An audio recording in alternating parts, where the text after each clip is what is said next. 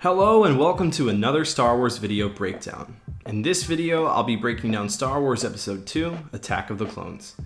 If you want to watch the first film in the saga, then head on over to my video about Episode 1, The Phantom Menace, so you can be caught up on that. Without further ado, this is Ace Maestro Video, my name is Austin, and this is a Star Wars breakdown. Fast forwarding nearly 10 years after the Trade Federation's invasion of Naboo, the stability of the Galactic Republic is threatened as tons of planets leave the Republic in a separatist movement led by former Jedi Master Count Dooku. Senator Padme Amidala, formerly known as Queen Amidala, travels to Coruscant to vote on a motion to create an army of the Republic to aid the Jedi in the political unrest. Once landing, a bomb explodes on the landing platform, killing Padme's decoy. Because of this, under the authority of Supreme Chancellor Palpatine, the Jedi Council places Padme under the protection of Jedi Knight Obi-Wan Kenobi and his apprentice, Anakin Skywalker. While guarding her, a second assassination attempt is made on Padme, which leads Obi-Wan and Anakin on a high-speed chase through the city following the assassin. They eventually track the assassin, Zam Wesell, to a nightclub where they thwart her and attempt to question her. Before she can speak, she's killed by a poisonous dart by a mysterious figure. The Jedi Council order Obi-Wan to investigate this mysterious assassin, while Anakin is given the assignment of escorting Padme back to Naboo. We also learn that Anakin and Chancellor Palpatine have become close friends in the past 10 years. Obi-Wan's investigation leads him to a planet that was mysteriously removed from the Jedi records, Kamino.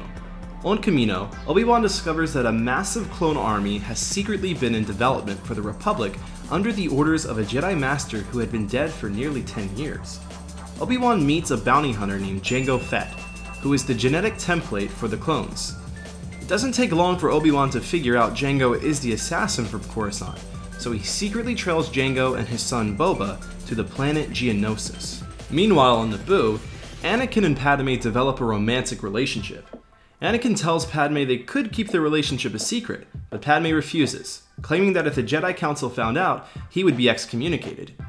Anakin, who has been having nightmares about his mother, grows anxious after having another dream, and asks Padme if he could go to Tatooine to save her.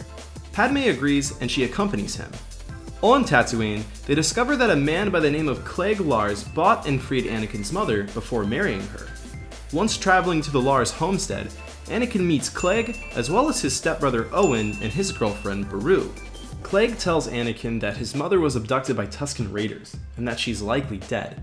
Despite this, Anakin ventures into Tusken Raider territory to find his mother. Once discovering their camp, Anakin finds her, but it's too late. Telling him she is proud of him and that she loves him, Shmi then succumbs to her injuries and dies. Enraged by this, Anakin proceeds to slaughter the entire village of Tusken Raiders. After telling Padme what he did, Anakin claims his goal is to become so powerful in the Force that he can learn to prevent death.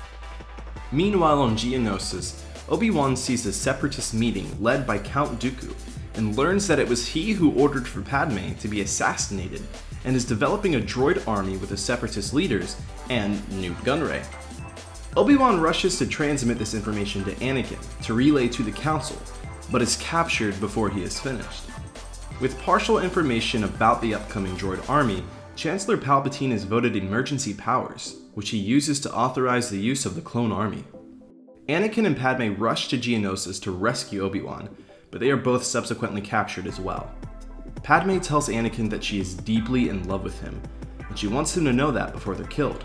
They share a kiss before being taken into a massive coliseum where Obi-Wan is held. The three are sentenced to death, but before they can be executed, a large group of Jedi led by Mace Windu intervene. During this intervention, Mace Windu beheads Jango Fett in full view of his son Boba. A battle rages inside of the Coliseum, but eventually the Jedi are overwhelmed and surrounded.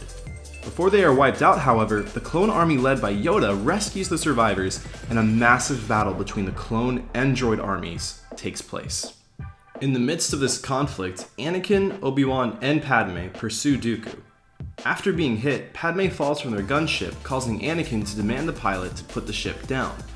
Obi-Wan argues for Anakin to focus on the mission, and so they follow Dooku to a hangar where he is preparing to flee.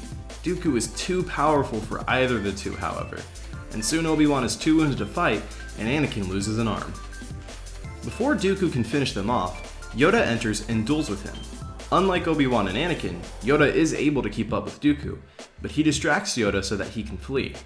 Upon arrival to Coruscant, Dooku delivers a blueprint for a super weapon to his master, Darth Sidious, who assures him everything is going according to plan. Obi-Wan, Mace, and Yoda muse over the secret creation of the Clone Army and distressingly acknowledge the beginning of the Clone Wars. Begun. The Clone War has.